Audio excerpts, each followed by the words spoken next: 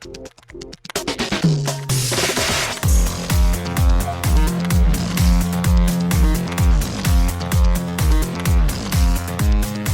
and welcome to Too Fast, Too Forever. There's all kinds of family. We chose this one. This is episode 259, Life in the Fast Lane, number 1. I'm Joey Lewandowski.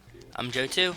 And this is our first ever installment of this. No movie to talk about today. We will be covering a Too Fast, Too Furious minute at the end of this, but this is basically what we would refer to in the past as our intro segment as an entire episode. Look at that. Brand new world.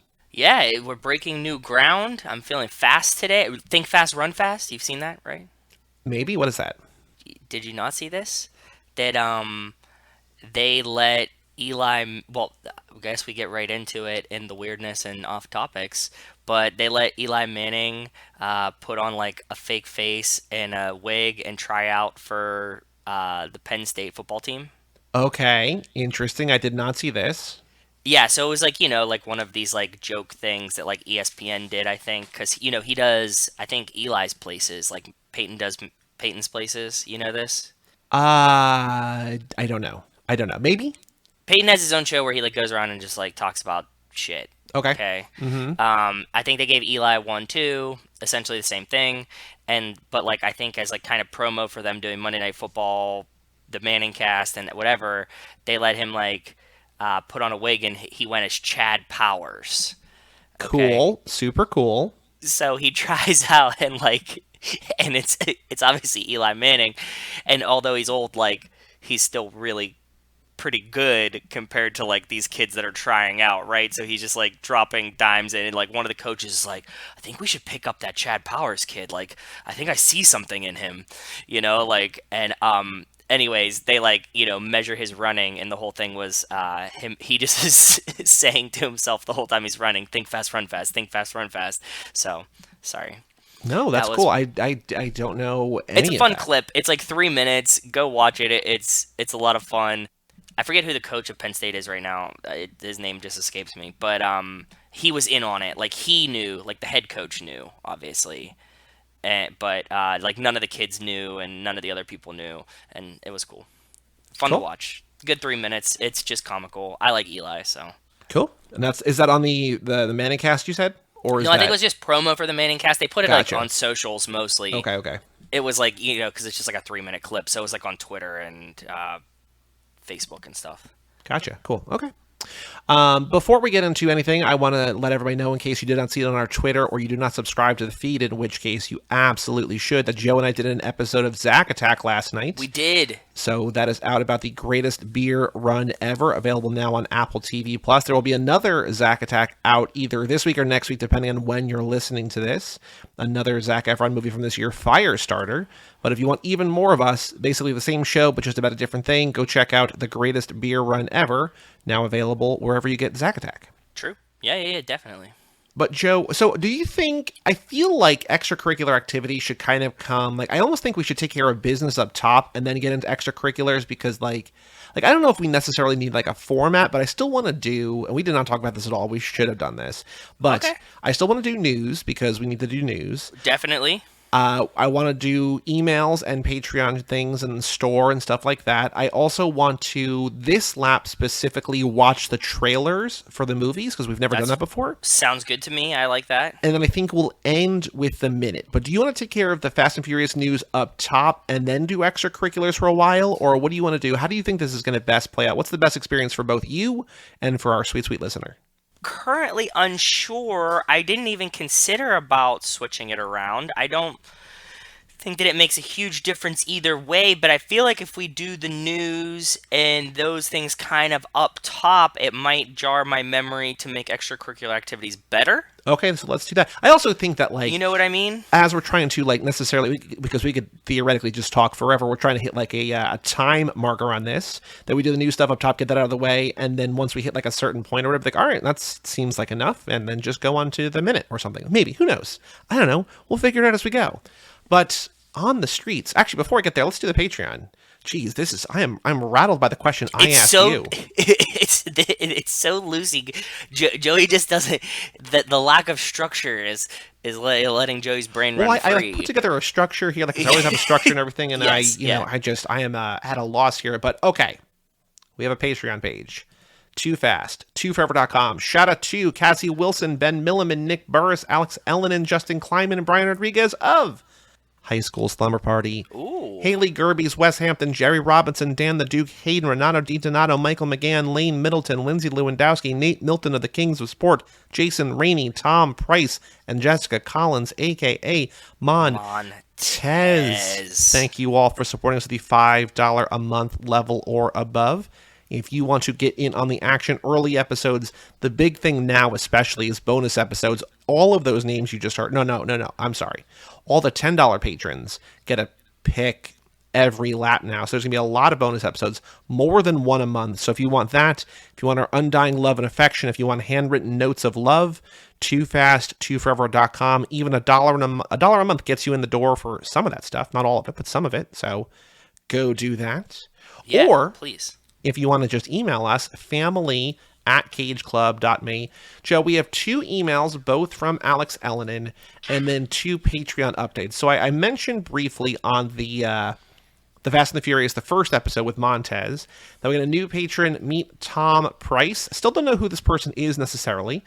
He opted out of physical, perks, so he doesn't want our stickers or our mail. And That's fine, bud. which is fine, Yeah. totally fine. Yeah.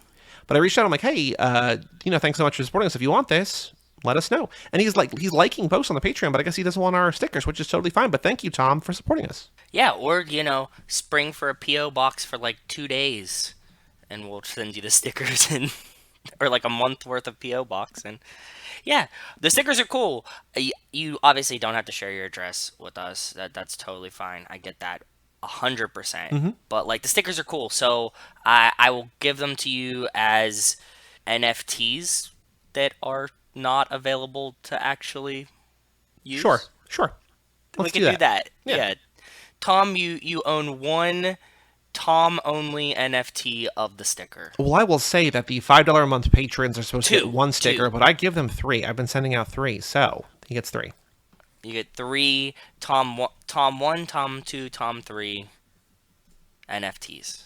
Speaking of Tom NFTs, this is not a thing, but Wes bumped up to $10 a month, so thank you, Wes, for supporting us Thank there. you, Wes is going to Wes. get a pick every lap now, not every month, Jesus, every lap now. So he's going to be slotted in toward the end of the lap because I'm just going in the order. If you are a $10 a month patron and you have not gotten your pick yet, I think almost everyone has.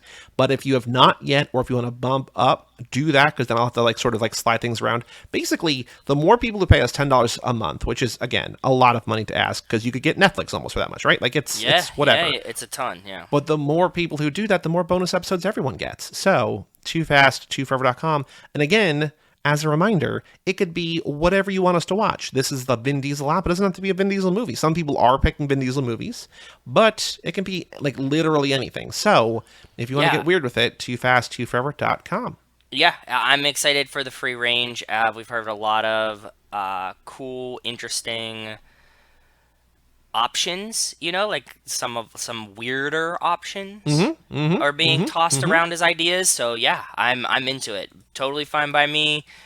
Whatever you guys want, man. So now we have 2 emails from Alex, 2 actual emails. One, man, with 3 weeks in between this, I talked to him about this it feels like almost a month ago. But he sent me a meme on Instagram, because he and I mostly talk on Instagram. Okay. And he was like, "What's your thoughts?" And I was like, "Can you email this in, because I feel like I'll forget." No, it's better for that. And also, I definitely would have forgotten if we hadn't. But there was a meme that went around a couple years ago, actually, it looks like. But it's from Twitter, from Amber at Beer Bottle Blonde, who said, "Pick a movie, keep one actor, the rest are played by Muppets." And he just says, discuss. I think it also went viral on Reddit. I don't know if it was recently or back when it happened or whatever. He says, first movie, Vince. Keep Vince in, everybody else is a Muppet. That's incredible. Hear me out. This is the first, just where my brain went. Second movie, Too Fast, keep Roman, everybody else is a Muppet. So that was we kind of got to the point. I don't know if we did too fast, but he then said 3 would be DK. And I said, you're just keeping the most aggro guy, which I thought made it really funny that in Fate of the Furious, if you keep Baby Brian as Baby Brian and everyone else is a Muppet, so there's just a human baby surrounded by Muppets would be pretty That's funny. amazing. Yeah, that would be fun. But I then like he that. said, to your point, every other movie is Roman, I think, or the Shaws. Okay. Seeing Jason Statham try to be in an action movie with a cast full of puppets would be incredible. Yeah. Because I think you just need somebody who's angry, right? Like you need someone who it will be funny to see them interacting with and yelling at Muppets or puppets in general, and then you just go with that. So Roman either incredulous that puppets aren't understanding him, or just an aggro dude just like wiling out on puppets or something. Like it's a good idea. It's a good thought experiment. I really, really like it. I can imagine the Muppets thinking Roman is cool and mimicking Roman. You know what I mean? Being like, oh, we're hungry too. You know, like that kind of situation. That'd be pretty good. That was a pretty good Muppet voice too. I got to give you credit for that. Oh, thank you. Yeah, I just like that idea a lot. I think it was really funny. So shout out to Alex for that idea. If you have other movies that either, Fast and Furious movies, of course, the main ones, or just any movie that we've done that, Oh, we have not talked about, if you want to email those in, family at what about me. what about James Caan and Thief? Everybody else is a Muppet. I wonder if it'd be better if the main character were a Muppet or just some random side character. Like, I think they're both good. I don't know. Yeah, I think I really like it. That's a lot of fun. I'm gonna play that game just in general. Like, I now want to What about like, fuck, what is it? House of Dragons. I think I'm going to say House of Gucci. No, House of Dragons. The king is the only real person, and everybody else is a Muppet.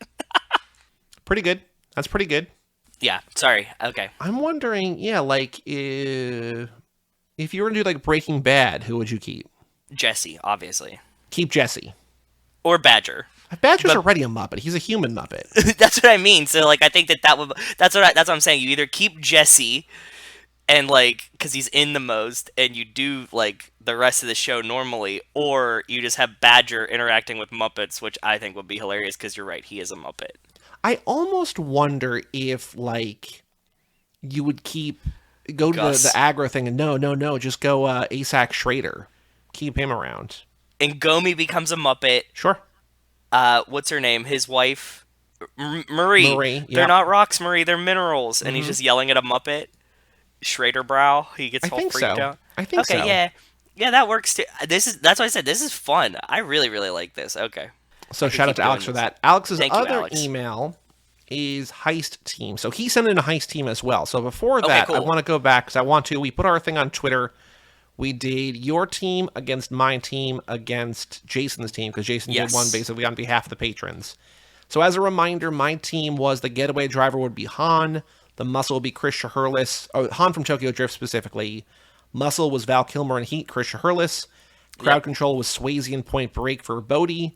My Yep. wild card was Hattie from Hobbs and Shaw, obviously. Financier, Mr. Nobody from Furious 7. And the mastermind was Donnie, aka Ice Chip in Den of Thieves. It's a good lineup. It's a good lineup. Your It's good. getaway driver was Dom in Fast and Furious 6. The muscle was Deckard from Hobbs and Shaw. Yep.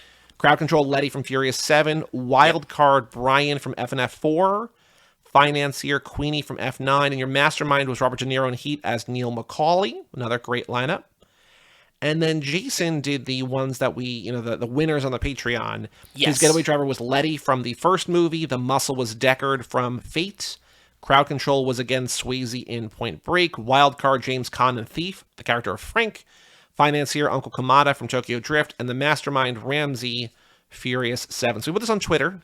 And we got 17 votes, so fair showing. But Jason beat me by 1 vote, but you overwhelmingly, 47.1% of the votes, 8 of 17 went to you, Joe. They think your team is best.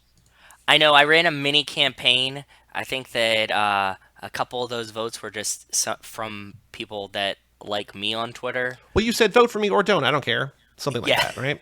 Yeah. No. My wording was vote for me or don't vote at all. Oh, well, that's fair too, I think. So I'm glad that it just wasn't a tie. I was expecting it to just be a 3-way dead heat tie. Yeah.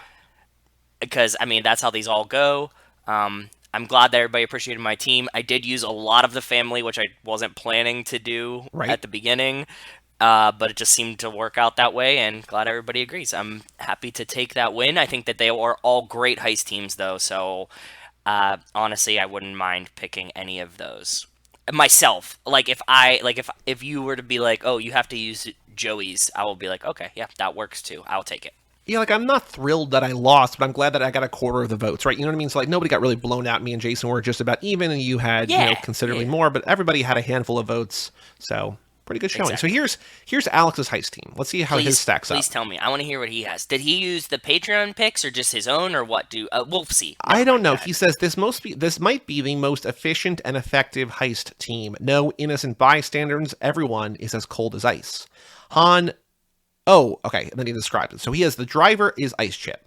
So Okay. not my mastermind. He's a driver here. Ice Chip as the driver. Did he like do any driving? Like he was the delivery driver.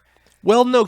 Remember he was recruited because he was a driver. Oh, that's right. He kind of did like the drive situation. You're right. He was a very good driver. Okay, cool, cool, cool, cool, cool. Perfect. The Yes. muscle is Chris Pine from Hell or High Water. He's cold, ice cold. Yeah. The wild card, your boy Slevin Kalevra from Lucky Number Slevin. He's good, and you know what? He's kind of like a Han mirror too, like a little bit of like a chameleon. Do not compare him to Han. Please do No, not but I compare him mean, to no, Han. I said in the sense that he is a little bit like a chameleon, where like I think Josh Hartnett could be like both handsome and be like, oh yeah, there was a handsome guy that came through here, but like you don't really think about him afterwards. Because he's the most bland, handsome guy of all time. Pretty much, yeah, that's what I'm saying. Like Han is more distinct, and like you'd be like, oh, like this guy with the long hair, and he's like really handsome. Where like Josh Hartnett, you'd be like, oh, like a pretty, clean cut looking white guy, and he had brown hair and brown eyes, and he was here. Sure. Like Yep. if you drew him in a sketch, he would be like 1,000 different dudes, right? Sure. Just like any dude in a frat. His financier matched yours of Queenie. His crowd control was Han, and his mastermind was also yours, Robert De Niro from Heat. So he says, Han, Slevin, and Chris Pine are making sure no hostages get hurt. De Niro keeps everyone in Fair. line, Yeah. and Queenie is a mean negotiator as we try to fence our loot. So that's a pretty good team. I think it's an excellent team. I'm glad. Thanks for using two of my choices. I'm very proud of that. That's good. I think we said when we were doing our picks on the episode, but like it's hard to have a bad team when we're picking the best of the best in like some of the best heist movies. Well, you know what I mean? It's just like all these people are stacked, so it's hard. It would be really hard, I think, to put together a bad team. Yeah, we would have had to pick like who's the worst. Oh, I just had a good idea. What's that?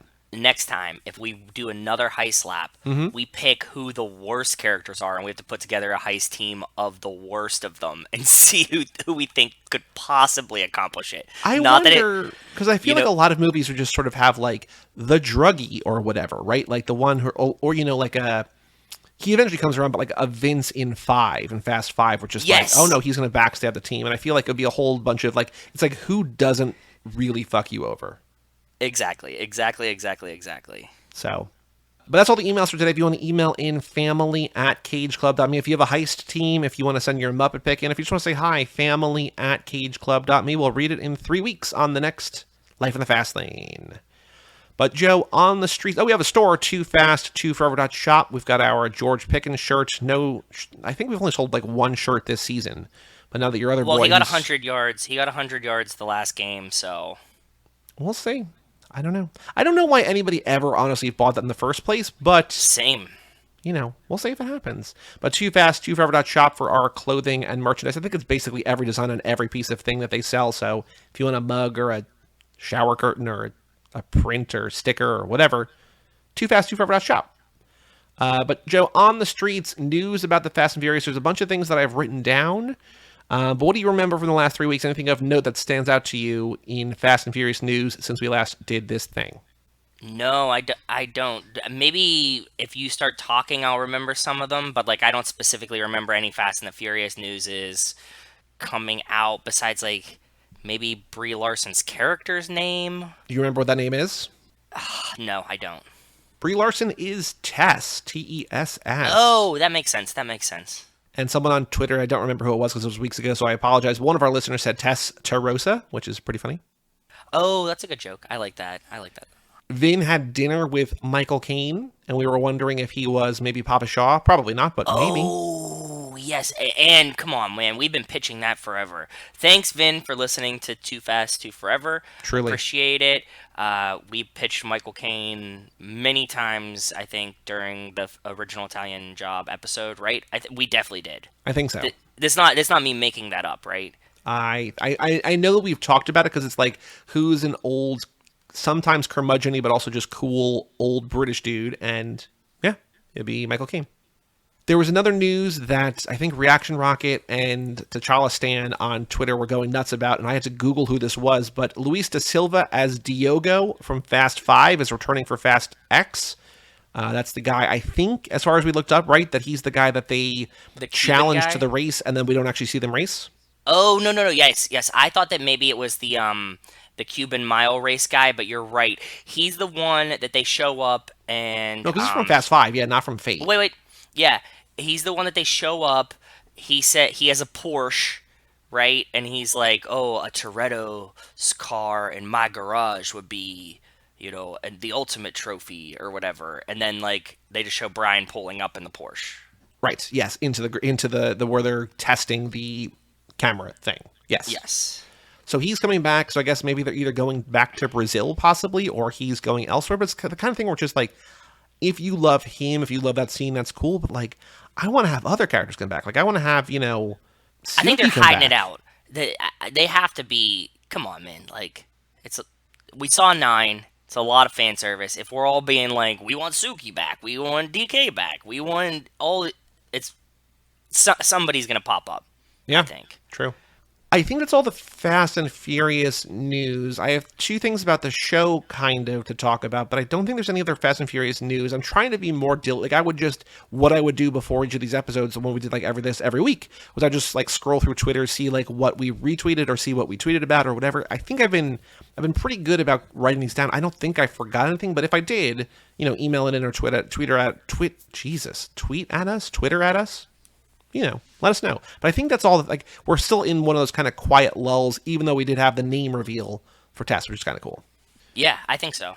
And we'll start getting stuff soon. Now I feel like we're actually like, with this kind of stuff coming out, we might get close to a trailer soon. Like, it feels like now it's kind of brewing, right? Like, it's not like this radio silence.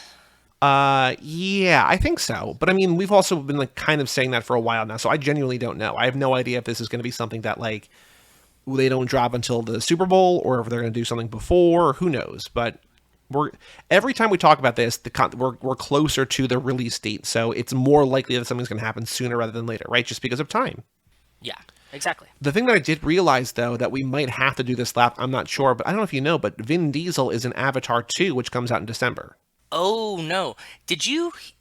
Is this true? My buddy told me that the reason, like partially part of the reason why it took so long for the new Avatar is because James Cameron's shooting 2 and 3 at the same time. I think he's doing that back to back, yeah, but that's not really why it took so long. I mean, it's part of it. But like, he's like, for all of his movies, he like literally invents new technology to use. I know, I understand that part of it, but he's saying like between the beginning of the shooting of 2 and it coming out is also because they're shooting 2 and 3 together, and it's going to be a trilogy, right? Well, there's going to be 5 of them. Is there? Yeah, it's this year and then every 2 years through 2028, as it stands right now. But Avatar 3 and 24, Avatar 4 and 26, and Avatar 5 and 28. And the first one came back in 2009. So I think it's just that James Cameron takes forever. Avatar? No, but I don't really care. I mean, like, I'd rather have him do other things, but at the same time, like, this is probably going to be great. I mean, I don't really have strong feelings about the first one way or the other, but, like, he's one of the best to do it. I know. I like James Cameron. People loved the first Avatar. I thought it was good, but it's space Pocahontas, right? So, like, I thought it was really, like, it's good, but people loved it a lot more than I did. Well, so my co-host over on How to Win the Lottery, Bob, went to see it in theaters again because he had a day off from work, and so he went to see it, and he said it was great. Like, it's the kind of thing where I think it gets a kind of bad, but it got remastered, like a weird right? reputation. Yeah, because they had it on Disney Plus for a while. They took it off Disney Plus to put it back in theaters. They're going to put it back on Disney Plus before the sequel comes out. But I think if you really care about it, you want to see it again, If you want to pay it, if you want to pony up to see it, it's in theaters now as we record this, at least I think. So, it made a lot of money the weekend it came out. Like people still care about this. People want to go see it. So, I don't know if the new one's going to make $2 billion again, but it's going to make a lot of money. I think people care. Yeah, that's awesome though. Check that out. I also did want to. I called this out on. Did I call it on? No, not in social. Just in the description. But your most Dom pick in the first movie is not actually a thing that is in the movie. So yes, yes, and I'm glad that you brought this up because I want to talk about it. That it's like the implied invitation. Like there's no point because I picked. You said when Dom invites Brian to the barbecue. Yes, that's an off-screen situation. Yeah, that's not in the movie. It's not in the movie, but I think Brian showing up to the barbecue implies that Dom invited him, and that action alone is including him in a familial activity is what I meant. Yeah, but that's the same thing like my most Dom moment is when he does 1,000 push-ups. And it's like, well, we don't see that. It's completely not. Like it kind of is, though. No, because he could have been doing pull-ups. He could have been doing crunches. But okay, so from here on out, we need to not imply or assume things that happen off screen. Like there's a million things that happen not on screen. To be honest, like it just in my head, it just exists. I know it does. It's like headcanon because like how else would Brian show up there, right? Like I get that like when you pointed out, I was like, oh yeah, like he never explicitly says in the movie like, oh, come by my house tomorrow for the barbecue, but at the same time like he shows up for the barbecue. Well, like when I was doing like the most Letty minute or most Letty moment or whatever, like the thing I was basically pulling for, or the same thing with the Jacob, where's Jacob at, whatever. No, actually that was a little bit different, but like I was looking for screenshots from that scene that we talk about. And like, the one that Montez picked is one that we've already used.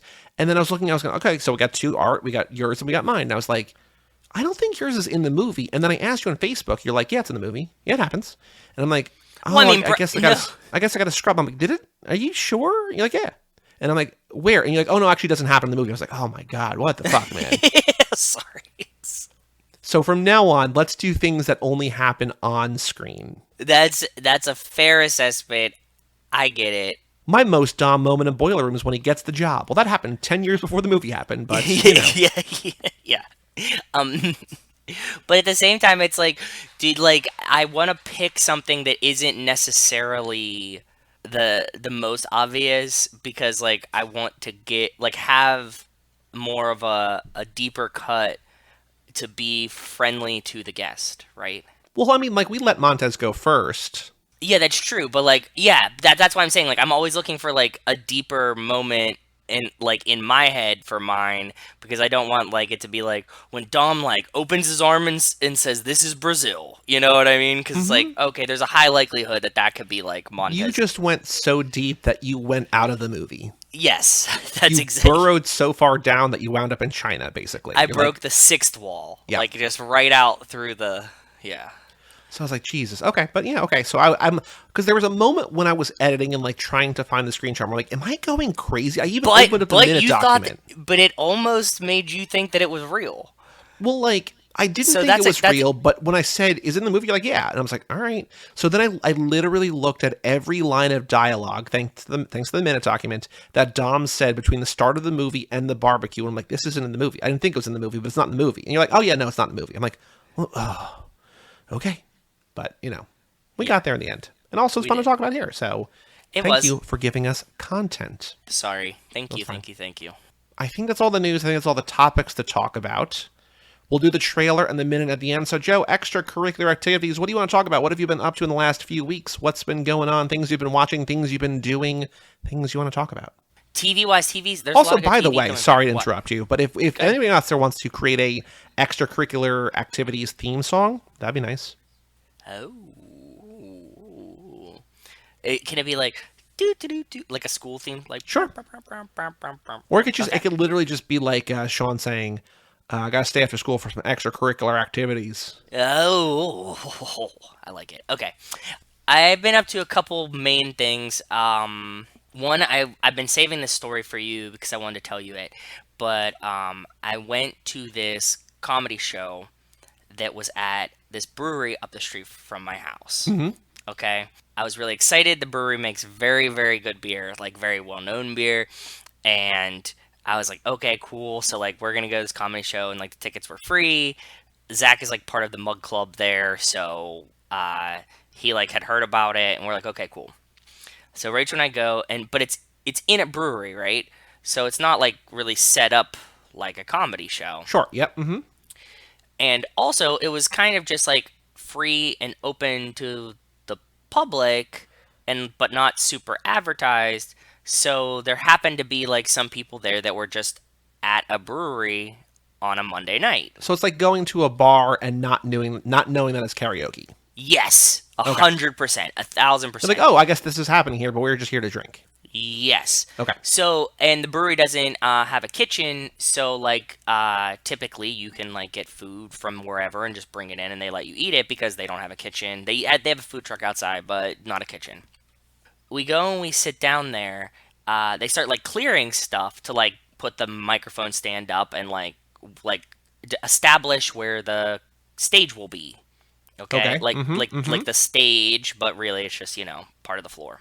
So there's three people sitting at it's like and there's like two couches that face each other that are like in front of the stage, and then like another two couches that face each other that are behind those in a line. Okay, and we're at the other two couches with a table in the middle in the back.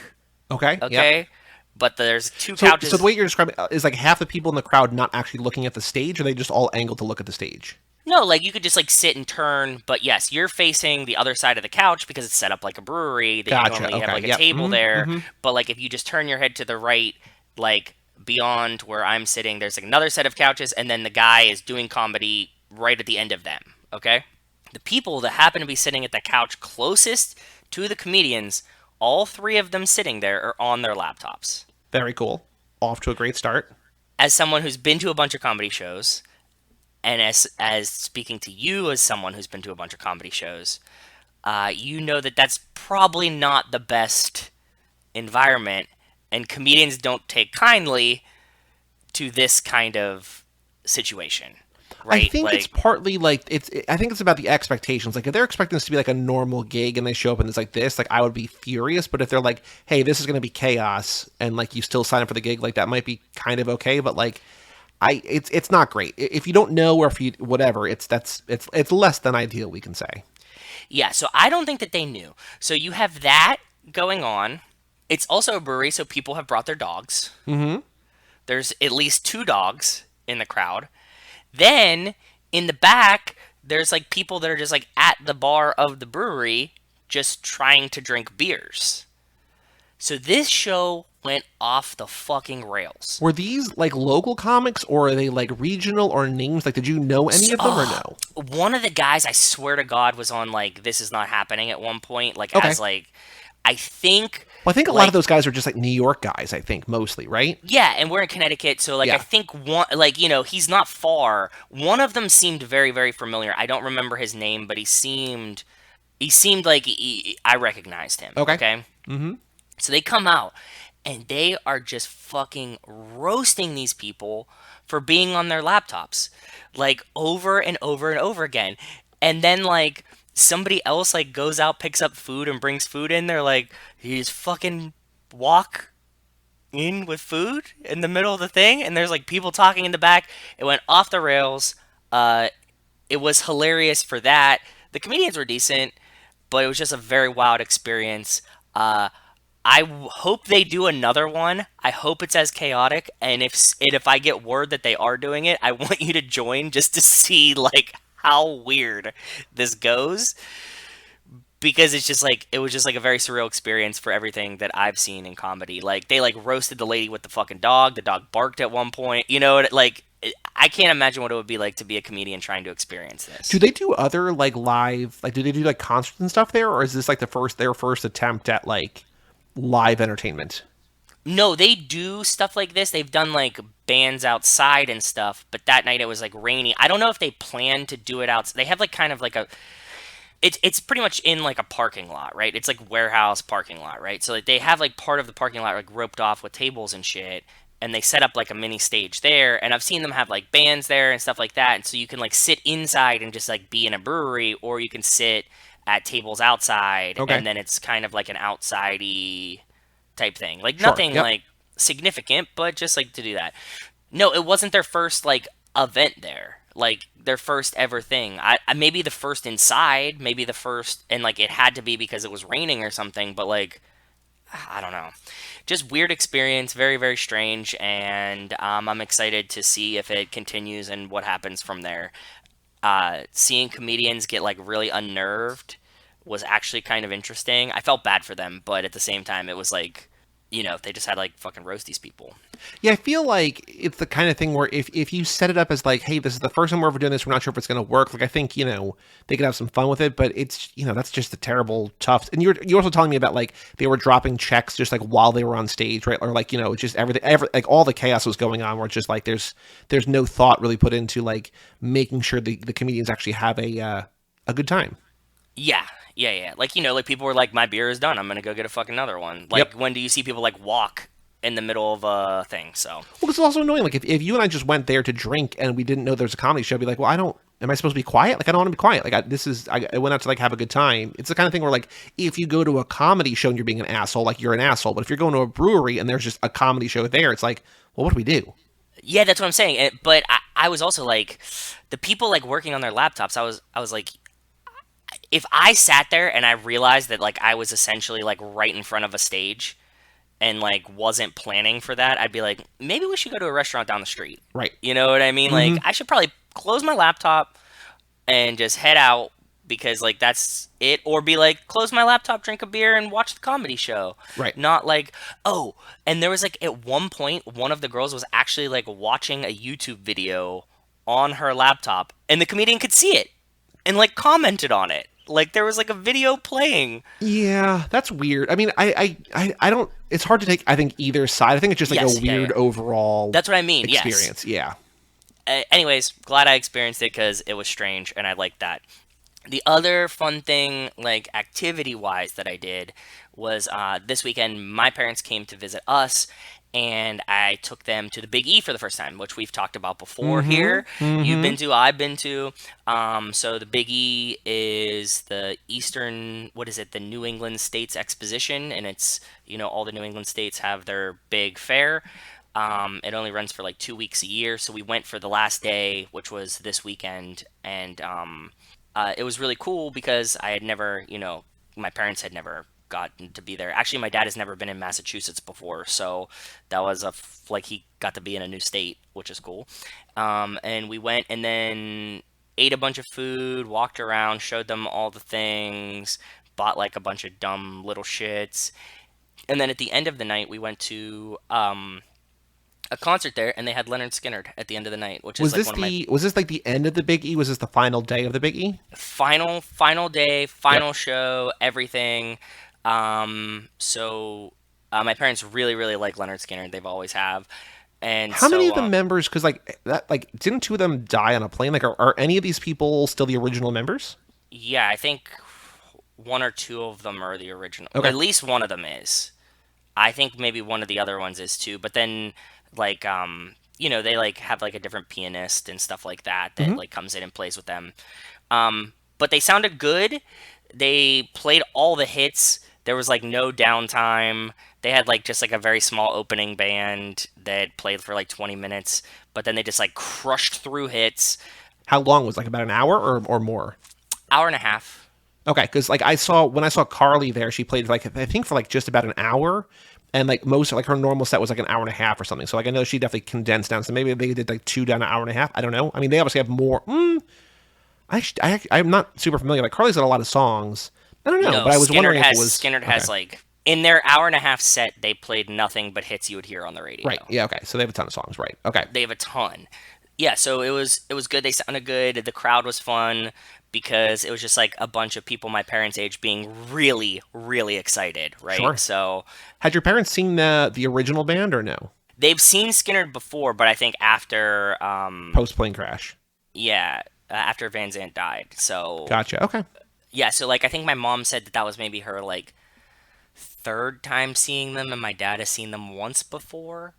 So it was like second and third time for them. But like I had never seen Skinner, so I had an enjoyable time too, and it was cool to see like, you know, a band with my parents that my parents really like. I've actually never experienced that before. Have Cool. you?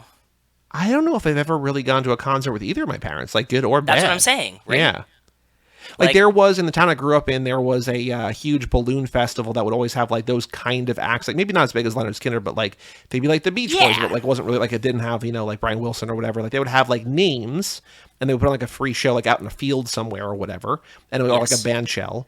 But I don't even think I saw any of those with them either. Like even those kind of like free, like oh we're already here. I don't know that I've ever seen any concert with them. So I don't know. I've never had that experience. yeah. I think that the only like I've gone to things with my mom before. Like I saw U2 with her That's at cool. some point. Yeah, when they did like the 360 tour, but like never both of them together.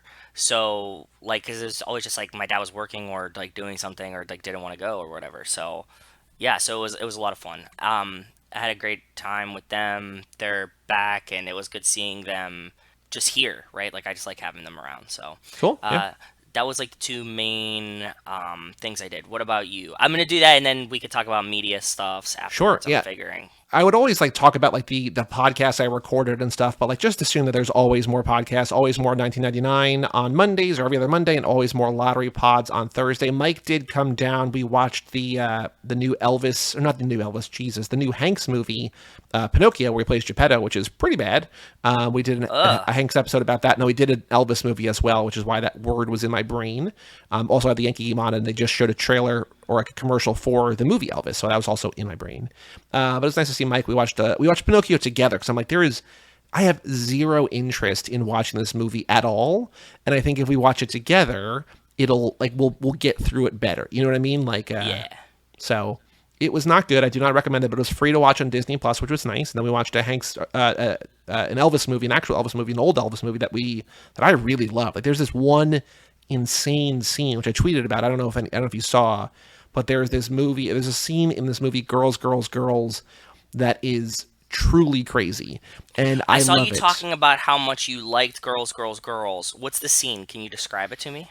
So it's a samba dance. So it's you think that a game that Mike and I play, which is similar to games that we've played like on Zack Attack and everything, but like we're really guessing because we don't know anything about any of these. Is like, what do you think the movie is going to be? Because like we don't know other than like even like Blue Hawaii. We're like, okay, so he's in Hawaii, but like we don't know the story.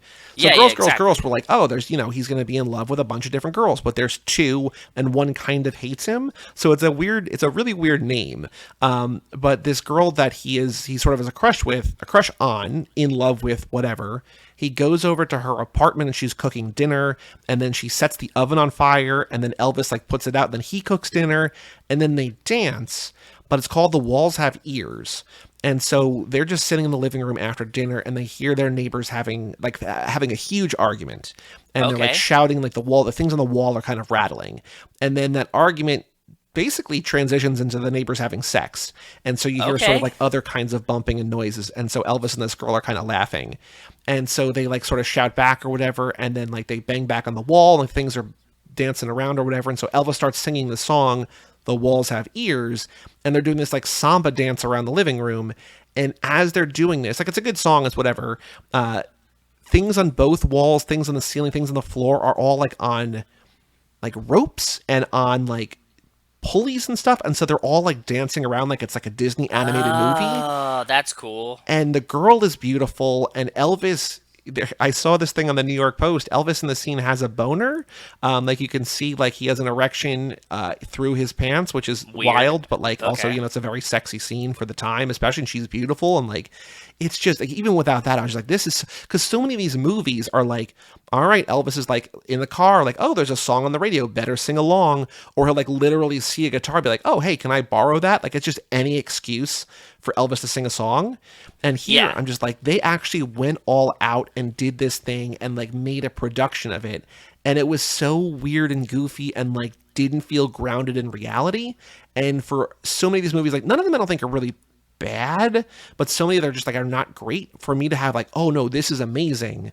I just loved it. So you can look on YouTube, just The Walls Have Ears, Elvis Presley, and it's like a 2-minute scene because all these songs are super short, and it's so funny and so good. And again, I might be like Stockholm syndrome to be like, these are all terrible, and I'm just trying to find ways of. Like, I don't think it's that bad, but I can also see you watching this being like, yeah, okay, that's fine, right? Okay. But I recommend if you have 2 minutes, check out The Walls Have Ears because it's so weird considering the movie's like 60 years old, and so it was really cool. That is really cool. It sounds fun. I like it. I like the idea of it, and I like when you have this like added production, like you describing the stuff moving on the walls is what sold me. So I'll give it a watch. Like it feels like, and I don't know if this is true, but it feels like that scene cost more or took more time to figure out than the entire rest of the movie. It's just like one of these like where everything like they're just on boats and they're just here and they're just like on this island and they're just cooking dinner, and then it's like, oh no, everything in this house is moving. It's like, oh, okay, cool.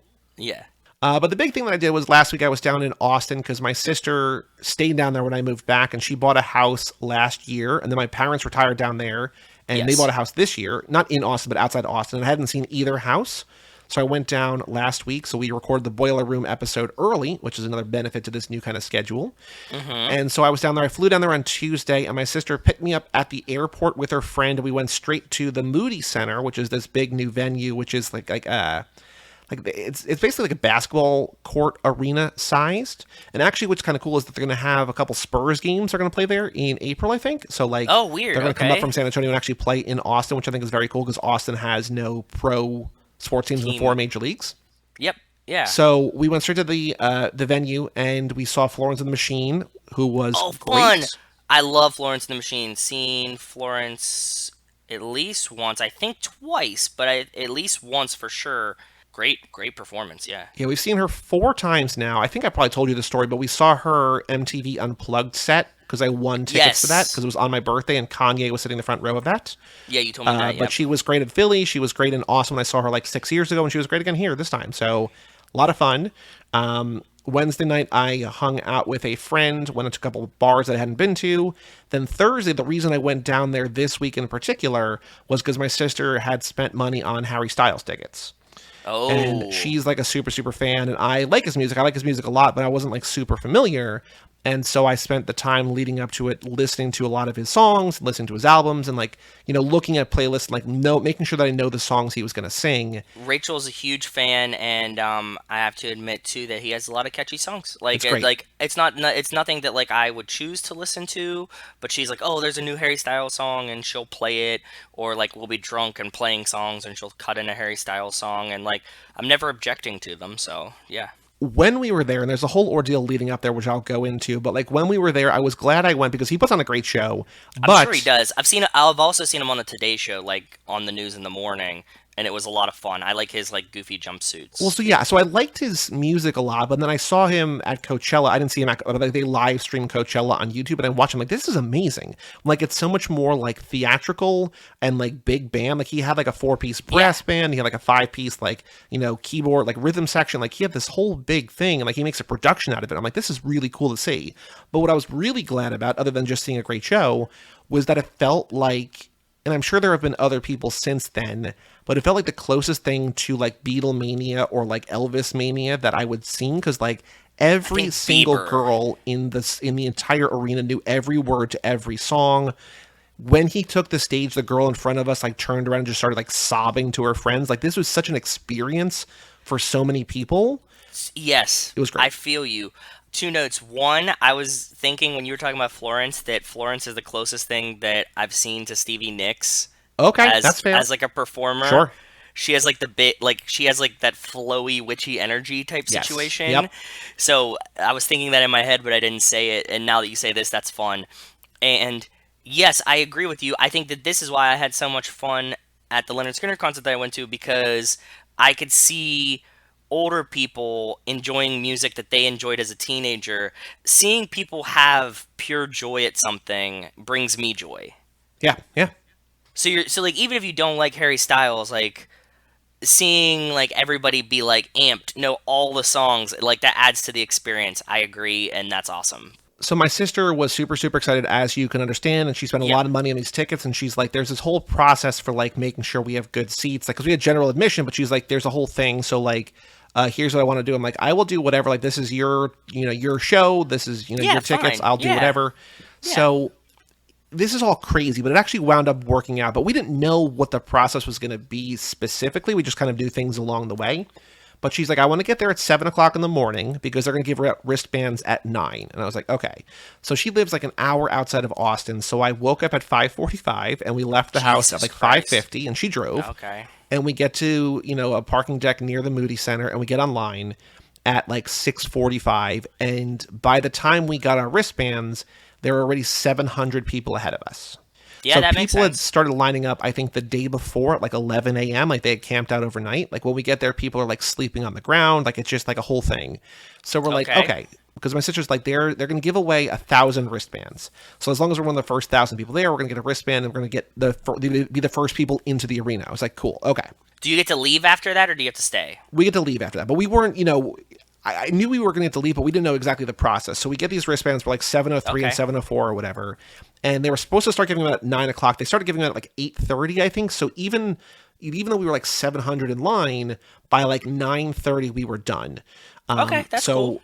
Yeah. there was a long line for merch, but merch wasn't even opening till like 11. So we're like, whatever, doesn't matter. So we got breakfast, went back home. I took a nap. You drove an hour back. We drove an hour back because I was like, we should hang out in the city. But my sister was like, I have an outfit I want to wear. I don't want to bring it here. And I don't know where I would get changed. And she didn't mind driving or whatever. So we drove like 50. It's like 50 or 55 minutes. So she drove back. Jesus. Okay. So then she gets changed. I take a nap. I have a work call like an hour before this thing at 4:30. So like they're like, okay, come back between 4 and 4:30 to line up again to then get into the arena.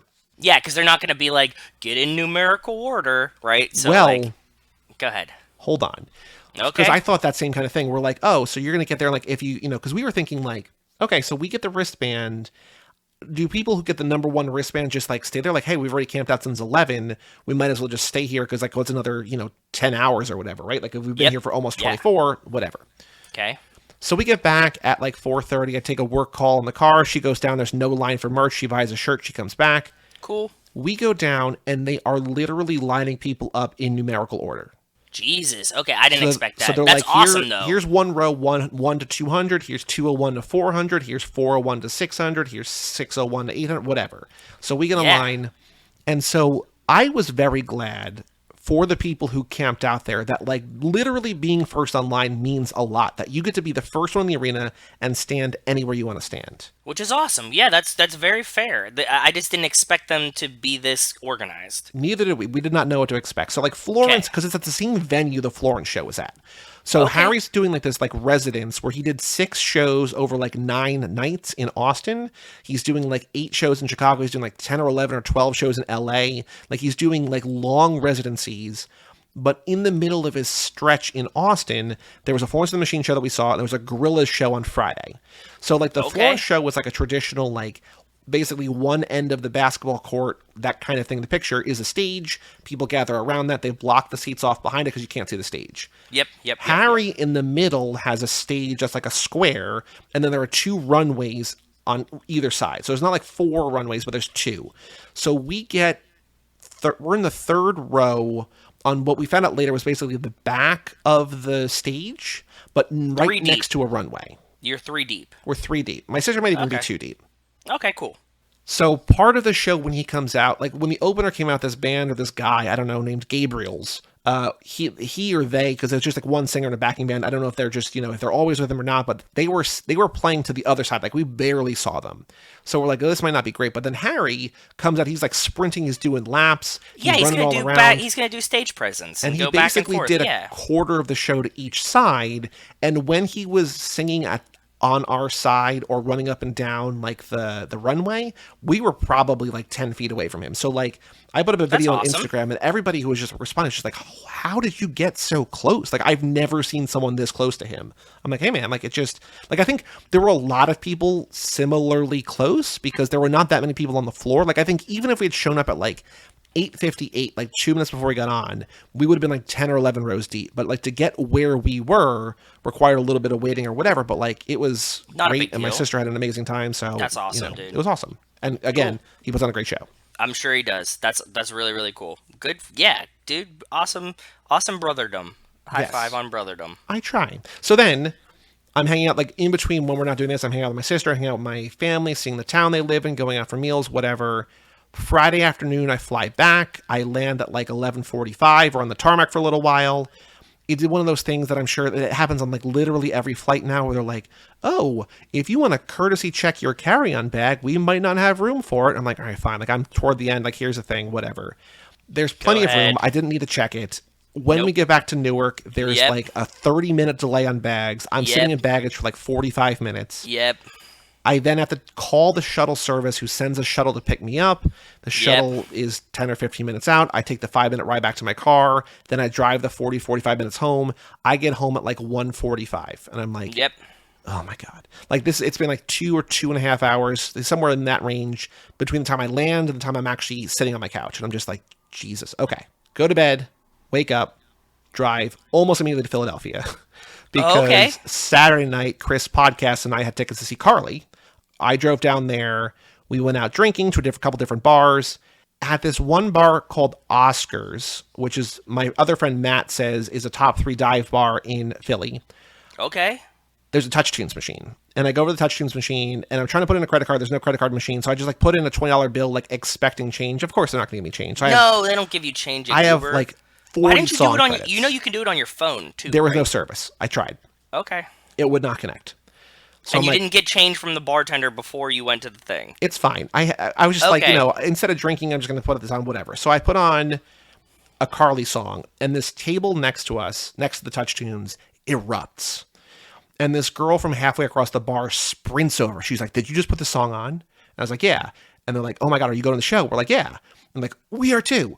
And so it was like 3 gay dudes and a girl, and then the girl sprinted over, and like they're just talking to us. We're making friends. Like it's a great time. We're just talking about Carly, talking about the show, whatever. I'm putting on all this different music.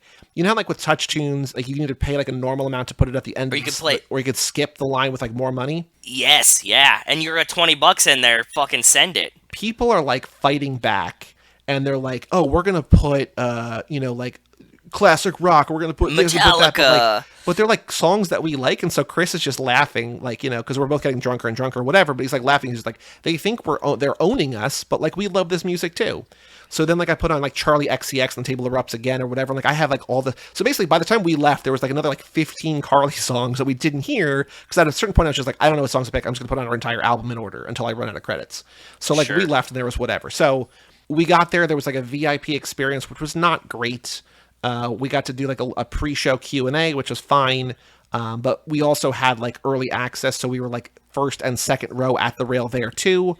Cool. This is the 4th time I've seen Carly. It was the best time I've ever seen her. She played for like an hour 55, like an incredibly long show. Played 28 songs. Where was it at in Philly? Was it at like Wells Fargo? Or it was in the Met.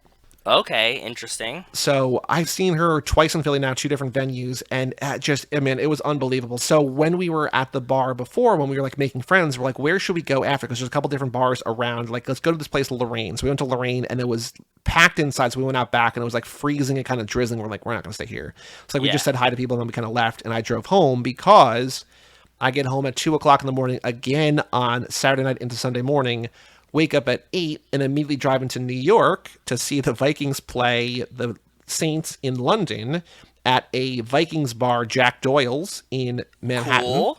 Nice. And Brian Slumber Party Rodriguez comes to the bar with me, and he's drinking, and he's watching F1 on his phone, and we're watching the game. The Vikings, cardiac arrest people that they are, barely squeak by, surviving a double doink. Yes. So then from there, Brian heads home. I then go to Brooklyn because I'm meeting up with a different friend because Joe Pera is showing his show, Joe Pera Talks With You. He's doing a final screening at the Bell House. And so they're showing on Saturday, they showed the first 2 seasons. And on Sunday, what we had tickets for was season 3. So they came out and talked a little bit about it.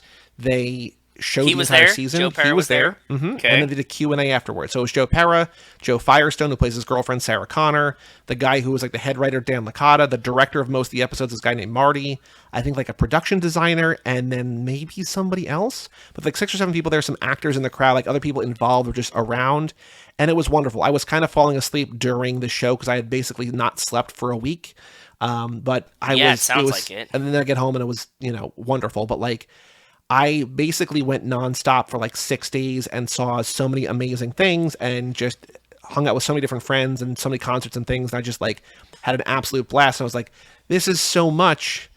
I'm glad we're doing this new format because like I would still be talking this long on a normal one. We're like, all right, now we have to do another hour and a half of the show, right? So, Yeah. but man, No, it you've was had a awesome. busy couple weeks, man. That's fun. That's a lot of fun though. It was really good. And then my cats turned 1 on Saturday as also. Happy birthday, Beans. I was not really home for them, but my parents gave them toys, and I'm like, I already have so many toys here. I don't need to give them more toys, but my parents gave them some Halloween, some spooky toys that they're loving. So That's cute. That's pretty really cool. cute. And then I have another concert tomorrow night, which I'll talk about, I guess, in 3 weeks, or maybe Yeah. next week or whatever. But yeah, Yeah, that's a lot of fun though. I like it. Wow, what a nice update. whew, a lot of concerts. Then we also have another 4 people. Oh, I mentioned already the other Zack Attack next week, but we got more stuff. Oh, and I have another concert next week too with Duke. Man, I'm basically not trying to say no to anything. I'm just like, hey, I'll go. Yeah, sure. Why not? Yes. So You're doing the what was it? When George says yes to everything. What was it? Am I thinking of that? Like, well, I there think it was in a Seinfeld, woman right? who wrote a book called My Year of Yes, where I think she said yes to everything and like then wrote about it. But it's a Seinfeld thing. I think there was a Seinfeld where like, or some TV show that like the guy's like, I am not gonna say no to anything, and they're like, do you want to do this? And he's like, yes, and he's like, and then they realize what he's doing, and they like fuck with him, I don't remember. That sounds like a Seinfeld thing. I don't remember that, right? but Yeah. maybe. So media stuff. What do you want to talk about? Anything of note in the last couple of weeks? I think that Abbott Elementary is like a super super cute show. It's back. There's a lot of good TV back. So we've been watching that. The resident historian Mike Manzi and I have been talking because we're watching the new season of Ink Masters, Cool. which is really really cool too. They've kind of changed Ink Masters like in That a feels like good. the kind of show that you would have another name for, like Tattoo Show, but like it already is it's so fire ass titled itself that like Exactly. it's hard Yes. to Yes. simplify it even further. Yes. This season, I feel like it's a lot of people. I think it was a lot of people that had been on the show before, and so you don't have that like the first 3 weeks of them like kind of being shit. Sure. Yep. Oh, that's also like what I really love. But the first thing they ever did was MasterChef this year had Back to Win, so it was all people who like came in the top 10 or whatever. Yes. And it was Yes. like the challenges were insanely hard because like they're like these people are like good enough cooks, but also like they know the formats. Like we need to raise the ante. And I was like, it was really cool to see like the All Star seasons basically. Yes, 100%. That's what I'm saying. That's what's happening in Ink Masters. Is like usually there's like 4 people off the rip that you're like, oh, these 4 people aren't gonna win. Right. So it's just like those first 4 weeks or whatever. It's just like, okay, it's like one of them goes, one of them goes, one of them goes, one of them goes, and then it's like now it's tight and like it's a competition. Yep. This one started like as a competition off the rip. We watched Dragon Show. Sure. I have not. I've only seen 2 or 3 episodes. I'm behind on that. Oh, okay. It's good. I put out a tweet today. I'm sure you saw it, or maybe you didn't. It didn't matter either way. But a lot of people were complaining that the most recent episode, episode It's too 6, dark. was too dark. They couldn't see anything. And one of our friends had was texting Rachel and was like, "Yeah, like you watched the episode. Like, how bad was it that you couldn't see anything?" And I'm like, "Oh no, like my TV color is calibrated. I could see everything. Mm-hmm. Like it was dark, but it was meant to be dark. Like Yep. it wasn't like pitch black, right?" And I'm like, does like nobody else do this? No, guess I don't not. think they do. I think people take a TV out of a box and put it on a stand. They're just like, all right, here we go. But even then, like, you have to like actively fuck it up. You know what I mean? Like out of the box, it's usually like, pretty decent, and then it's like, oh, you could change like vivid, whatever. Like I just like super tweaked mine to be like, okay, like I just want it to be as pure as possible so that I don't have to adjust it, right? Well, I think though that's not to be that guy, but that's also one of the major benefits of the like Blu-ray or the 4K because like streaming is just gonna like hollow out blacks anyway, and like if you watch something like locally, like it's going to have a much more deep color. It's not going to be as shitty. Even if your TV is fucked up, watching it on a Blu-ray as opposed to HBO Max is going to look a lot nicer. That's fair. I don't watch any like physical media Right. though. So like I'm all not of saying my you. I'm just saying that everybody who's whining out there, like yeah, you it get was what just you like pay a for. weird. Yeah. It was like a weird whining. So like there was yeah, they were just like complaining, and it was just a strange thing. Either way, Dragon Show is like I don't necessarily think good, but it's entertaining. Cool. So I'm enjoying it just because like I think that I was more craving like long form fantasy Yeah, did you start either the blockbuster. Lord of the Rings show or the Andor show, or no? Are you going to watch either of those? Because I have not started either of those yet either. I might do the Lord of the Rings one, but one of my coworkers said, okay, so for the Lord of the Rings thing, every review I see online says it's terrible. Every person that I know that's watching it is like, I really like it. I have a couple of friends who are like, this is terrible, and then I have a couple of friends who are like, this is amazing. So I genuinely don't know. Like, I'm not a Lord of the Rings guy. I've only seen the movies once. I've never seen the extended edition. So like, I don't Oh, know if I'm gonna care. But also that might mean that like I like it more because like I'm not like living the lore. yeah, that would make sense. I've read the books, I've seen the movies in theaters and at home. I put them on a lot to fall asleep. They're very calming. Mm-hmm. They like really are they lull me to sleep, and HBO Max has all the extended edition. So like if you put it on, you're in it for like four. It'll just run until it turns itself off, right? Yep. Yep. I've seen like the first 20 minutes of The Fellowship like a A million times. thousand Yep. Mm-hmm. times, but I haven't seen, like I've probably seen them like You're twice. like these movies sure are all green. Yeah, yeah, exactly. It's like the dragon shits, like that one, like I vividly remember. Yeah. And the Andor one, like I'm probably not gonna watch. Oh, but I tweeted, did you see that like Andor used the McLaren factory as one of their Oh set yeah, I saw the pieces? the Etion. You said it looked like Etion, right? Well, no, Etion is also the McLaren factory. Oh, I forgot that. Okay, very cool, very cool. It's literally the same place. Yeah, yeah. It's So just there's our like Star Wars crossover. there's our Star Wars crossover. Yes, that's how we got there. I'm Luke freaking Skywalker. Well, you're in universe, I guess, man. Yeah. Have you guys watched the new Rick and Morty season or no? No, we haven't even It's started so it. good, man. It's so Is good. it? The first episode is good, not great. Every episode since then has been amazing. Like it's been, and not like they're not all like like sometimes like the Rick and Morty, like the best episode, like the high concept stuff. Like some of that is this, but like they've just been really funny, really good. And it's on what? Hulu? It's on Adult Swim, so I have it on TiVo. I don't know where you can stream it. I don't know if it's I'm sure streaming. it's on I like think you can watch it Hulu or on something. AdultSwim.com. I know you have a computer hooked up to your TV. I think you could just watch it on there. Oh, that's fair. Okay, yeah, yeah, I'll do that. That It's works. really funny though. Like it's amazing. Like that's as I was traveling for the last week, I'm like I fell behind a couple shows. So I'm like, this is the one I want to make sure that I watch first or now, or make sure I don't fall Oh, behind on because like it's really good. okay. I'm So down. anything Yeah. else you've seen of note? No, then the last thing is like I'm really fucking stoked that all the sports are back, dude. Like I've been watching a ton of sports. Like you mentioned you went to go see the Vikings with Brian and Hmm. like I've been watching a ton of football. F1's on, Champions League's on today. I'm really excited. You mentioned earlier that George Pickens finally he had his breakout day this week. Hmm. When Kenny Pickett came in, like a bunch of catches, bunch of yards. Kenny Pickett got named the starter this week. I am excited. It is a new day in the Steelers fandom. I don't have to deal with the big bathroomed fuck anymore, and I'm feeling good. Cool. Like Kenny Pickett has done nothing morally wrong that I know of, so I can root him on with my whole heart, and I'm excited. I think it's So, funny, like to sum up, like an NFL fandom, that the guy next to me at the bar on Sunday was wearing a Kirk Cousins jersey and wouldn't stop complaining about Kirk Cousins. Like, dude, pick a side. Either like don't wear the jersey or shut up. Like I understand like hating on Kirk is kind of like what Vikings fans do, yes, but yeah. you're wearing a Kirk jersey. Like wear any other jersey and that's fine, right? But I don't know. Yeah, hey man, it happens. It's just like, but yes, I do love like I love fandom. I love that people are back in arenas. I mean, not that they weren't, but like, and then hockey starts on Friday, so I'm fucking amped. I've been running all the TVs and living my best life to myself. Three TV So living. 3 TV living, my friend. And yeah, sorry, my Twitter has just spiraled into just being very excited about Well, no, you put out the thing that this is going to be a stand account for Kenny and George, right? So pick and then pick it. until Pick and January. pick. Yep. Yeah, that's how it's gonna work. But what have you been up to? What have you seen?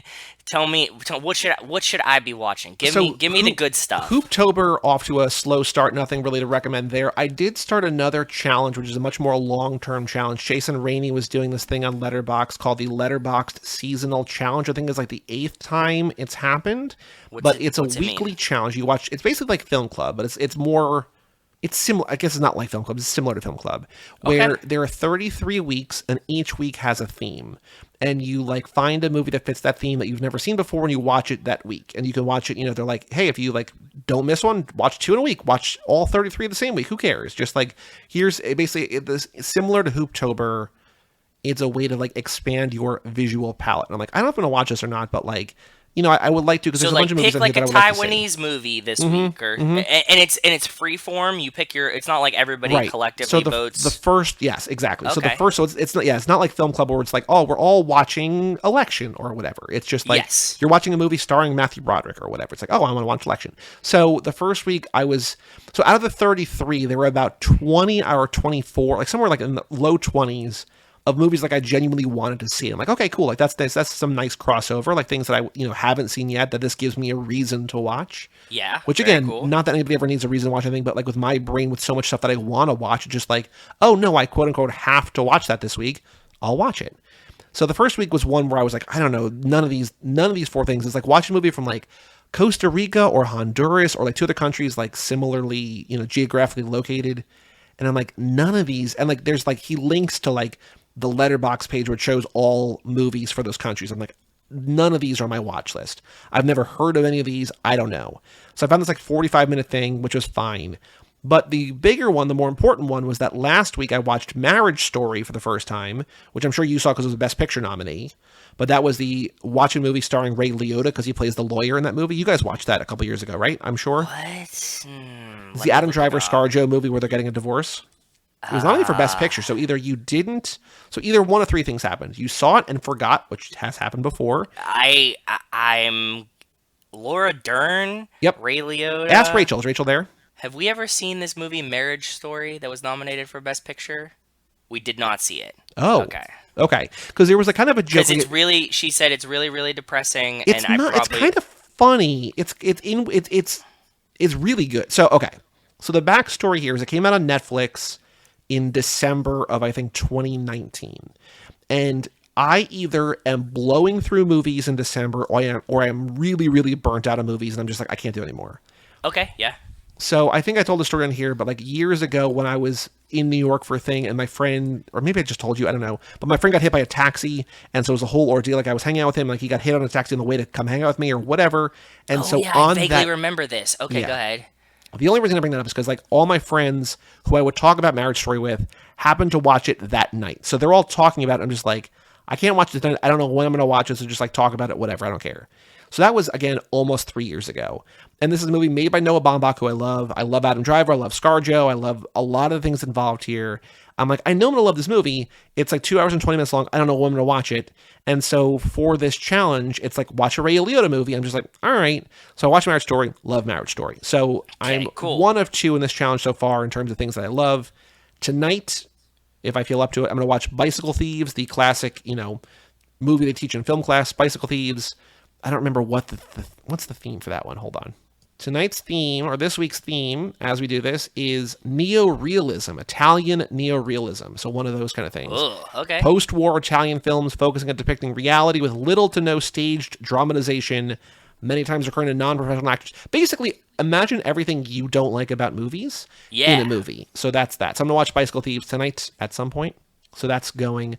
But I watched 2 movies, I think, in theaters, unless I missed one. I saw Pearl, which is the sequel to X. Did you guys watch X? Do you know about Pearl? Do you know about X? I don't know about either. X came out earlier this year. Both are by Ty West. There's another one called Maxine that's coming out. X was a horror movie that was set in the 70s, set on a porn set that they were shooting amateur porn in like this Texas house or whatever. And Mia Goth is the star, and she in real life is Shia LaBeouf's wife and mother of their child. Mia Goth, like as soon as that became like the sensation, I did not like that movie very much. Fan favorite Garrett Smith, main feed fan favorite Garrett Smith. Garrett, if you're listening to this, you're welcome. Loved that movie, so he and I talked about it for a while. Basically, within 2 weeks of that coming out, they're like, "Hey, we shot a sequel. It's coming out this September. It's called Pearl." Okay. And it's a prequel because Mia Goth also in that movie plays an old woman who's living on the farm that they rent out the back house in. So she plays 2 characters in that movie. This movie is set in World War II times or World War One times, I think, actually World War One. and she's playing the old woman but as a young woman. And so then the sequel or whatever. So this one I didn't love either, but there's a couple things toward the end that I really, really loved. So I like this more than X. I want to rewatch X, but it's weird because it's not really a full movie. Like, I don't know if you didn't watch X if you would like this. But people, once again, going fucking nuts for Pearl. Not as nuts as they were for X, but people love this. But of more note in terms of like cultural discussion, I saw Don't Worry, Darling, the Harry Styles, Florence Pugh movie directed by Olivia Wilde. Yes. Do you know about the drama with this movie? I'm not going to Oh, yeah. I mean, come on, man. I have a woman that lives in my house. I know all about drama like this. This has been like the top Who Weekly gossip story on the Who Weekly, the Patreon, for months now. I will say that the movie, it's not great, but I think it's really good. I think that the drama, unfortunately, kind of like taints it a little bit, but I think it's a really good movie. I think that it's worth seeing. I don't know if I would pay to see it. I actually, by the time this comes out, it'll have been in theaters for 3 or 4 weeks, and I don't know if it'll actually still be in theaters. But I would say if you like kind of like weird sort of drama, suspense, thriller kind of movies, it's good. I think it's really good. I think Florence Pugh is great in it.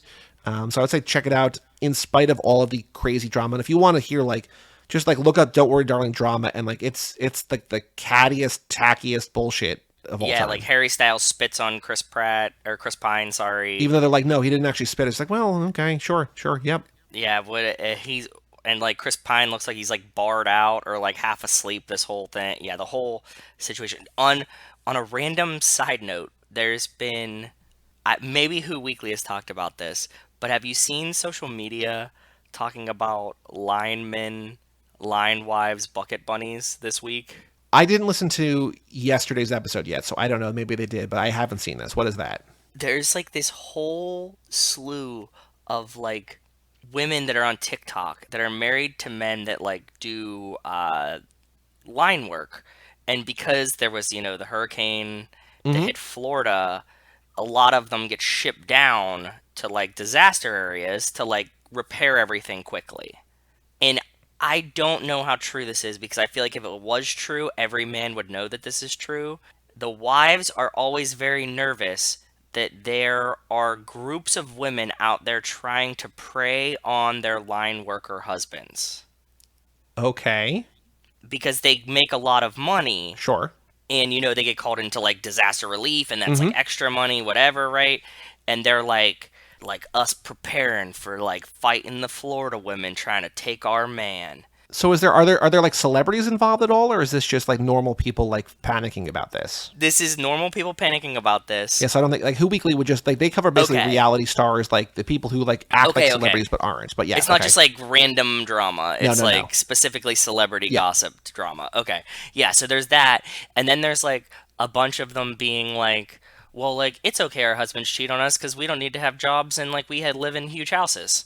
So, like, it's just spiraled out of control for, like, the past, like, 3 or 4 days, and it's been awesome, hilarious. I had no idea that this whole culture existed. Huh. Okay. I just discovered it, and it's been delightful to, like, read through on Twitter. So, if you're bored and you like drama that doesn't involve you at all, and maybe, like, reality TV shows. I think I've seen, like, Kate Hudson liking a lot of these things. She's not the Kate Hudson, our Kate Hudson. Has been like into this kind of drama. It's like very much like something that tickles me and her.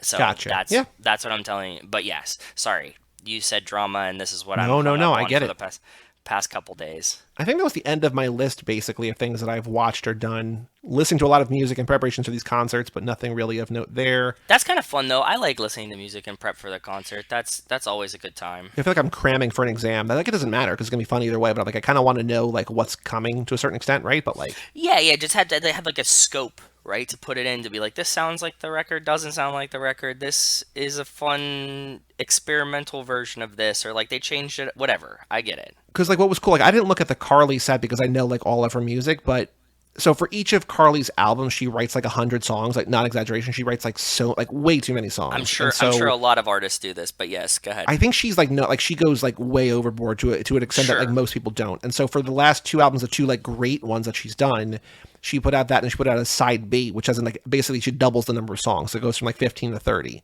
And so this one, this concert, this set she played, like had like her second song was off a B-side. Like she had like 6 or 7 or 8 songs that like only fans would know. I'm like, this is so like deeper cool. cuts. Yeah, That's really cool. I I was like this that. is amazing. So shout out to her. But I think that's all the stuff, the media stuff. So do you want to watch the trailer for The Fast and the Furious, the original, the OG? I think that we should. Because you've probably seen this trailer, but not in forever. I don't know. I'm sure I did maybe back then too, but I don't know. I feel like when we were talking about like Redline or something, we saw a trailer for it then. Like when we were talking about the name being Redline, like when. So I haven't seen it in a very long time. I don't remember it. So we're watching it, not Movie Clips Classic, just Movie Clips on YouTube. The Fast and the Furious official trailer number 1, 2001 HD, posted in June of 2011. The 10-year anniversary has 3.5 million views.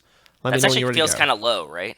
It does, but also I don't know, like being posted 10 years after the movie came out, and like 8 or 9 years after the DVD's out. Like who is gonna watch the trailer, right? Like you go watch the movie. So Yeah, I fair. don't know. Okay. Are you ready? I'm ready whenever you are. All bud. right, 3, 2, 1, play. And we're back at the Too Fast, or Too Forever, Fast and Furious topic, the content you crave. Okay, yeah.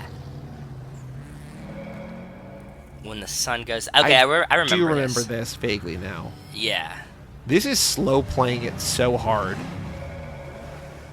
Another world comes to life. It looks cool though. It does. Okay, so Vin shows up 28 seconds into a 2-minute and 10-second trailer. Okay, the music gets hype. Yeah. Oh, every action shot. Okay. Sex, Brian and Mia making out. Yeah. Shots. Shirtless. Oh, rips. But if you win, you get her too. Okay. Wow. Lots of sex. Okay.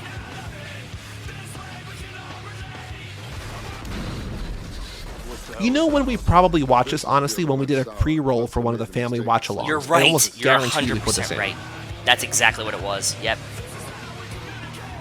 Which we need to do another one of soon. Yeah.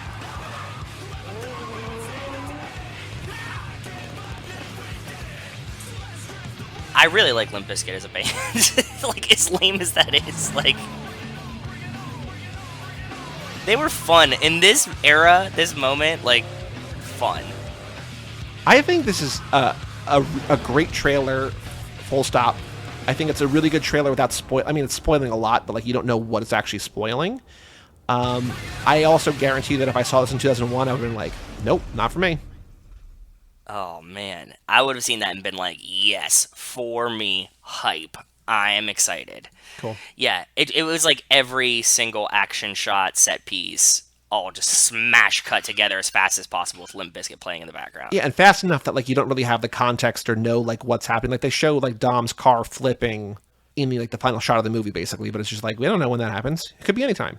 It could be anytime, and also, like, I think even with, like, the spoilers of it, like, that's not... The biggest turn is figuring out Brian's a cop, right? And you So, don't know like, that. Yeah. Although I will say like the car flipping, like when I saw Terminator Genesis, which is the one that came out like 7-ish years ago, like 14 or 15, that trailer was shown before like every movie, and that's when I was seeing like 3 or 4 movies in theaters. Like that's like the peak movie pastime. So I was seeing a ton of movies in theaters, and I saw that trailer.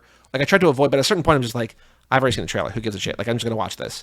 Yeah. And there was a scene in that where like there's like a school bus dangling off a bridge, and like there were like 3 or 4 other like major set pieces. I'm just like, okay, like we haven't gotten here yet. Oh, here's the bridge scene. Here's the bus scene. Okay, cool. Like you knew it was coming because like they hammered home. But I know that I'm in the minority because like normal people go to the movies like once or twice a year, and like they haven't seen the trailer 40 times. But I'm like waiting for these things. So like if you're waiting for the car to flip, it's like, oh, the car hasn't flipped. The car hasn't flipped. Oh, there's the car that flips. Okay, cool. Exactly. Yeah. So, all right, the final thing to do before we say goodbye, not before we take a break, before we say goodbye, is the Fast and the Furious Minute, the Too Fast, Too Furious Minute, minute 76, a minute I called, I was made for this, bruh. Got it. So what up, man? You ready for this? Come on, man. Guns, murderers, and crooked cops. I was made for this, bruh.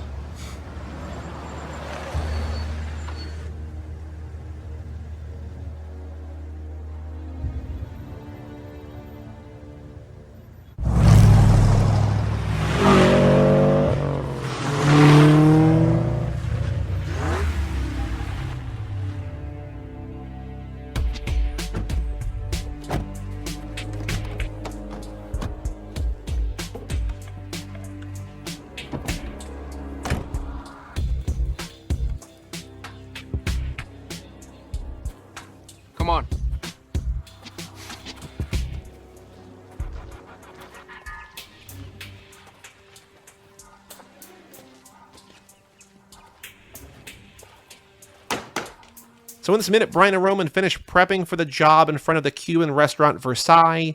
Enrique and Roberto show up. The four drive off to a trailer park. At the trailer park, Enrique and Roberto pull sledgehammers out of their SUV. Brian and Roman slowly make their way over. Enrique knocks on the door of trailer number 14 with his sledgehammer's handle as the minute ends. Very kind of pedestrian minute, not much going on here. Lots of shots of their faces in the car to start, and then the car's driving to and through the trailer park. There's two people looking on. There's a woman at a clothesline, a man inside a trailer looking out. Well, the woman with the clothesline is the cop that was undercover we saw in the last minute. Well, is she the one that's sitting down? Like the really gussied up one? You sure? You positive? Positive, yeah. Okay. But the guy inside is like this very like, he's got like a blue spotted shirt and like a very nice yellow blazer on, like it's a very thing. My only real thing that I noticed here that I wanted to point out that I loved is that Enrique and Roberto are both wearing sandals, which feels like a weird thing when you're about to pull a job. But not only that, they are wearing the same sandals, it looks like. Which I think is I didn't notice that. That's cute. Really fun. It's very cute. It is cute. And I guess Florida, right? Like, they're in Florida. Why not? But what did you notice in this minute 76? The name coming from a line that Roman says, "Come on, man, guns, murders, and crooked cops. I was made for this, bruh." Good. I'm glad you said that. I'll get there eventually. I noticed a fun thing. My favorite thing that I noticed in this scene, I have a very, very favorite thing, that across the street of the trailer, like when you see like kind of the guy peeking through the window type situation, like when you get like that kind of shot, is across the street, they have like, remember those like Fisher-Price cars? Sure, yeah, yep. That you could sit in like as like a toddler. They have like a rocking chair version of that too, if you remember. And this one is shaped like a fish. Cool. And I was like, oh, that feels very, very Florida. I got the car, got some of the stuff sitting outside, but nothing is actually really that interesting besides what you mentioned and bring up is that they pull sledgehammers out of their car. Interesting thing. We don't really see sledgehammers too often in movies, so I was like, oh, that's cool. Oh, and I couldn't find the fucking trailer park. I looked everywhere for it. Nobody mentions where this trailer park is, and that was very disappointing to me. I was hoping that we could have gotten the trailer park, figured it out, tried to find the trailer. We can't. I'm sorry. I feel like, and you know, this is probably true of every state, but I feel like, especially in Florida, there's a ton of trailer parks. Like, if you found it, I would be amazed that you were able to find one. Yeah, like, there's, like, people that, like, talk around it that are like, oh, like, well, like, the next scene after the trailer, you know what I mean? But, like, nobody really mentioned, but you're right. It's just, like, it's a fucking trailer park. I'm sorry, no offense about that, but just, like... Well, there's also a chance like this, like, it didn't exist. They brought in, like, 4 trailers to strategically look like it's a whole thing, right? Like, they're just like, we can't disrupt a whole thing. You need, like, cost 6. Us, like, yeah. Exactly. Essentially, to make this work. But, I mean, they look like they're, like, established and there's, like, shit around them and stuff. So, like... It might be real. I don't know. Yeah, I don't know either. I had an idea. My first idea for the trivia question was exactly what you had at the bottom, and I guessed. But I had a different idea for the trivia question, and you actually just brought it up. Do you know what my idea is? Can you guess? Are you guessing what are the elements of the job that Roman's trying to say he fits in with? Maybe? Almost there. Because the question I have is, what tool do Enrique and Roberto take out of their vehicles before entering the trailer? Axes, saws, shovels, or sledgehammers? The answer is sledgehammers. But what was the question you were thinking? I was thinking, what does Roman not say he is made for? Okay, so guns, murderers, and crooked cops would be 3. Gangsters is the 4th. It's not gangsters. Is there a way we could word that question? Because I think, was he not made for? Because he's saying he's made for the job. So, like, what element of the job does Roman not say? What elements of the job does Roman? What element of the job does Roman not say he was made for? Is succinct as you can get and direct and specific, right? What element of the Carter Verone job does Roman not say he was made for? Yes. Guns, crooked cops, and what's the last one? Murderers. See, even I forgot already. Okay. We'll do both then. I think that's fine. Right? Do you like that? Sure. Is that one work too? Cool. Okay. So we have two questions. I also want to say that the music getting ready for action from the score ends in this minute. It continues at the beginning and ends. And then hiding place in the trailer begins in this minute. I'm excited for the next minute because I think that we'll get some stuff. I was like I couldn't even get the plate off the back of the car because like we only see it when it's driving, like the Durango. Like we only see their car when it's driving. When I was like looking for the trailer park thing, I saw somebody else mention the Versailles restaurant and saying it's arguably the most famous Cuban restaurant in the world. You think more so than Cha Cha Cha? Maybe. Possibly. Possibly. But they had mentioned, remember, because like last minute we were like looking it up and we were like, oh, like it's still there. One, it's been remodeled and the sign says like. Is this the one that you were saying that is like the oldest one that you were talking about? Rachel's mom saying find the oldest restaurant in Rome or whatever. Is that this or is that something different? No, I think it's this because Okay. I think like like in the movie it says like open for 75 years and like it's been updated. It's like open for 90 years or something. You know what I mean? Like when we like found it on Google Maps, it's like the years have been updated to be like we've been around forever. So yeah. So somebody says like because of the length of time because. Think about it. Like, how many Cuban restaurants were around for, like, more than 20 years? 30? Right? Like... I have no idea. I don't even know where to begin with that guess, but I think you're probably right. Because, like, we didn't have, like, that many, like, ethnic-specific eateries. Even since I've been a child until now. Like, you see, like, you're like, oh, like, that's the Ethiopian restaurant. You're like, when the fuck did you see that when you were a kid? Yeah, I wonder, like, Cuban, like, I think, like, Italian and Mexican, like, there's certain that have just, and, like, Greek maybe have been, like, always around. Chinese. Even a Greek might be, like, and I'm not saying second tier in any way that is, like, other than just not as mainstream, because, like, Ethiopian is, like, oh, that's kind of exotic, but, like, it's not, but, like, people are just, like, I don't know...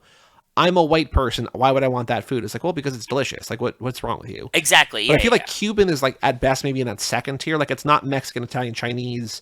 It's not like an emoji of like a Chinese food box or like a bowl of spaghetti or something, right? Yes, precisely. That's what I'm saying. I think it might be in that second tier with like things like Greek food or German food or whatever. Where it's like it could have been around forever. I don't know, but it's just not as like it's not like there's. Like it's New Jersey where there's like a million Italian restaurants or whatever, right? Yes. There's like a handful of like great Cuban ones. So yeah. Yeah. Anything else of note in this minute? No, that's all I got. You're right. It was a pretty pedestrian minute. I hope that we like being inside the trailer and knowing that they like break the money through the wall next. Then I hope is more interesting visually for us. I hope so too. I mean, especially since we're doing only 1 minute every 3 weeks now, each minute means more and less in a way, right? It's just like, oh, okay. So we'll see. And a side note that has nothing to do with this minute. I was thinking of you today and the minute, and I actually expressed it to the students because they were doing an experiment and they had to use the golden squeegee like Suki is using in the scene. Yes, I had to go find it. Did you know that this is in Too Fast, Too Furious? I 100% did. No, I 100%. By the way, these kids, I told you about them that like they've like never seen Fight Club, like they've never seen like any movie. Well, so I was with Chris at the Carly show and we were just like talking to people around us. And there was like this 22-year-old girl next to me and we were talking about movies or whatever. And I'm like, have you seen this? She's like, nope. Have you seen this? Nope. I'm like, all right. I'm trying to relate to you because if there's one thing that I can know about, like I know some gossip stuff I could probably, but I'm like like if I can't connect with you, like if I can't figure out what movies you've seen, like you've seen no movies, and we eventually landed on Bodies as one that she's seen and she loved also. I'm like, okay, cool, like we got there, and then like to our left there was basically like a 21-year-old version of being Chris, which is like I've seen all the movies ever, and I'm just like, yeah, okay, I get it, but like one of those kind of things. But yeah, the young kids don't watch movies. They don't, and like the movies that like really hit for us, which I thought would be like, because of the circles that we run in, like these are like so classic, right? Like I can't fathom meeting someone that hasn't seen Fight Club, and they both were just like, nope, haven't seen it. It's like, whew. So yeah, they know what the Fast and the Furious is. I think at one point they asked me if Nicolas Cage was in Fast and the Furious or something too. You're like, close. I confuse the movie sometimes myself. Yeah, yeah. So, but anyways, squeegee today, Suki squeegee. I was really excited that they used it, and I did tell them the story about it. Suki IRL. Yeah. Joe, next week we are back with Montez for the aforementioned Too Fast, Too Furious with that aforementioned gold squeegee. So keep your eye out for it next week with Montez. Too Fast, Too Furious. But for all things Too Fast, Too Forever, go to cageclub.me, facebook.com/toofast2forever, or at toofast2forever on Twitter and Instagram. Email us, family@cageclub.me. Check out our Patreon page for all Tell of us those if you episodes. like this. Yeah. Did you like it? Let us know. Yes. Do you like this format? Because we could always change it. I think this was... It's going to be funny that, like, these are always, I think, going to be consistently the longest episodes when we have nothing to actually talk about, because it's just like, when do we stop? But, you know, Yep. Exactly. whatever. Email family@cageclub.me. Let us know about your heist picks, your Muppet picks, what you think of the format, or whatever. TooFastTooForever.com for our Patreon, TooFastTooForever.shop for our store, and come back next week as Montez returns for Too Fast, Too Furious. I'm Joey Lewandowski, I'm Joe too. and we'll tell you all about it When we see